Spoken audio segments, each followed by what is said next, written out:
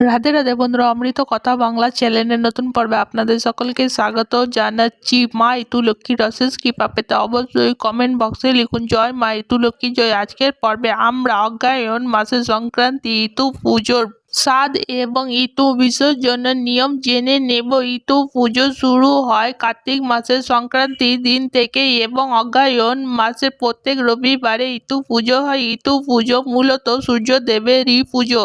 তার সঙ্গে শস্য দেবী অর্থাৎ মা লক্ষ্মীরও পুজো হয়, তাই বলা হয় ইতু লক্ষ্মীর পুজো। অগ্রহায়ণ মাসের সংক্রান্তির দিনে ইতুর স্বাদ দিয়ে এবং নবান্ন দিয়ে বিসর্জন দেওয়া হয়। কিভাবে এই নবান্ন অনুষ্ঠান পালন করবেন এবং কি কি পিঠে এই দিনে তৈরি করতে হয়, ইতু বিসর্জন কি, সকল তথ্য জেনে নেব আজকের পর্ব থেকে। সবটাই জানবো এই ভিডিওর মাধ্যমে। ভিডিওতে যাবার আগে অমৃত কথা বাংলা চ্যানেলটিকে অতি অবশ্যই সাবস্ক্রাইব করুন, লাইক করুন, কমেন্ট করুন, শেয়ার করুন, আধার্মিক করে নোটিফিকেশন ঘন্টাটি বাজিয়ে দেবেন। কার্তিক মাসের সংক্রান্তির দিনে একটি নতুন মাটির গামলা অথবা মাটির জড়াতে গঙ্গা মাটি বা এঁটেল মাটি দিয়ে তার ওপরে ঘট বসানো হয় এবং ঘটের চারিদিকে ধান, মান, কচু, হলুদ এই সব গাছ একটি করে বসানো হয় এবং তার পাশে মটর, কলমি,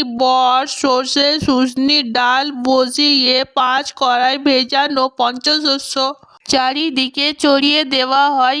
এই যে শস্যগুলি দানা ছড়িয়ে দেওয়া হলো অগ্রহায়ণ মাসের সংক্রান্তির দিনে ব্রতকারীরা যার এই ছড়ানো বীজ থেকে যত ভালো গাছ হয়েছে তার ব্রত তত ভালোভাবে সম্পূর্ণ হয়েছে। অগ্রহায়ণ মাসের সংক্রান্তির দিনে নবান্ন দেওয়া হয়। নবান্ন অর্থাৎ নতুন অন্ন। এই সময় যে নতুন ধান ওঠে সেই ধান থেকে পায়েস তৈরি করা হয়। 5 রকমের ফলের নিরামিষি ফলের ব্যঞ্জন বানানো হয় বহু বাড়িতে। এছাড়া পিঠে তৈরি করা হয়। এই পিঠে হলো নতুন গুড়ের পিঠে, নতুন চাল, নারকেল কুচি এই সকল কিছু দিয়ে কাঁচা পিঠে তৈরি করা হয়। ইতু পুজোর ব্রত মেয়েরা পালন করে। যে কোনো মেয়ে কুমারী হতে পারে, সধবা হতে পারে, বিধবা হতে পারে, পুত্রবতী সকল মহিলারা এই ব্রত পালন করতে পারে। আর এই ইতু ব্রত হলো এমন একটি ব্রত যা প্রজন্ম থেকে আরেকটি প্রজন্ম পর্যন্ত চলতে থাকে। বলা হয় ইতু ব্রত কখনো না করতে নেই। আপনার পরবর্তী প্রজন্ম, ধরুন আপনার বৌমা বা মেয়ে যখন এই ইতু ব্রত শুরু করবে তখন আপনি ব্রত বন্ধ করতে পারবেন না, হলে কিন্তু সারা জীবন এই ব্রত আপনাকে পালন করতে হবে। পরবর্তী প্রজন্মে কোনো মেয়ে এই ব্রত শুরু না করা পর্যন্ত কিন্তু ইতু ব্রত করা ছাড়তে নেই।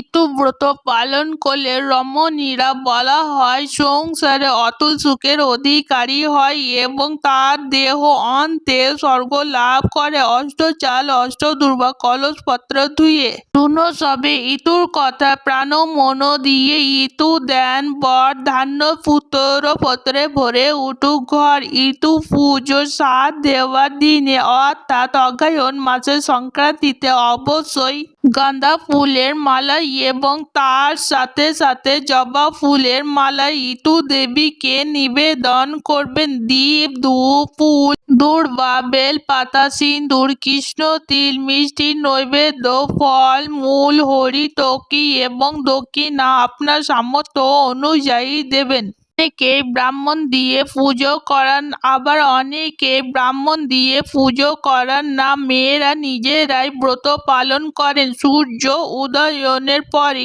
এই ব্রত শুরু হয় এবং সূর্য অস্ত যাবার আগে, সন্ধ্যা নামার আগে ইতুর বিসর্জন দেওয়া হয়। ইতু লক্ষ্মীর স্বাদ দেওয়ার জন্য ইতু লক্ষ্মীর ভোগে 5 রকমের ফল। এই সময় যে ফলগুলি পাওয়া যায় যেমন কমলা, লেবু, আপেল, এই যে শীতকালীন যে ফলগুলি সেগুলো 5 রকমের দিতে হয় এবং 5 রকমের শুকনো ফল যেমন আপনি দিতে পারেন খেজুর, দিতে পারেন কিশমিশ, এই রকমের শুকনো ফল আপনাকে 5 রকমের দিতে হবে। আর তার সঙ্গে মিষ্টি এবং কাঁচা পিঠে দেওয়া হয়। কাঁচা পিঠে হলো এমন এক রকমের পিঠে যেখানে নারকেল, নতুন চালের গুঁড়ো এবং একসঙ্গে মেখে কলা পাতায় 7 ভাগে অথবা 11 ভাগে রাখা হয়। তার ওপরে অল্প করে দুধ ঢেলে দিতে হয় এবং একটু করে শক্ত নতুন গুড় তার উপরে দিতে হয়। এবার 7 বা 11 নম্বর পিঠেকে 2 ভাগে ভাগ করে ইতুব্রতের যে 2 বোনের কথা বলা হয়েছে, উম্ন এবং জুম্ন, তাদের নামে 2 ঘটের মধ্যে দিতে হয়। এই পুজো সম্পূর্ণ হয়ে যাবার পর ব্রতকারীরা এই দিন একবার আহার গ্রহণ করতে পারবে, অর্থাৎ অন্ন গ্রহণ করবেন। দিনের বেলায় যদি আপনারা পায়েস গ্রহণ করেন, ইতুলক্ষ্মীকে সাথ দেওয়ার জন্য যে পায়েস মাকে অর্পণ করেছেন সেটি যদি গ্রহণ করেন, তবে রাত্রিবেলায় কিন্তু আপনারা ভাত বা অন্য কিছু খাবেন না। আপনারা লুচি খেতে পারেন, ময়দার লুচি খেতে পারেন, কিন্তু ভাত রাতে খেতে নেই। এমনই নিয়ম। ইতু পুজোর যে বিসর্জন দেওয়া হয় ইতুলক্ষ্মীকে, সেটি সন্ধ্যা নামার আগে দিতে হয়। দুপুরবেলা খাবার দাবারের পরে ইতুলক্ষ্মীকে বিসর্জন দেওয়া হয়।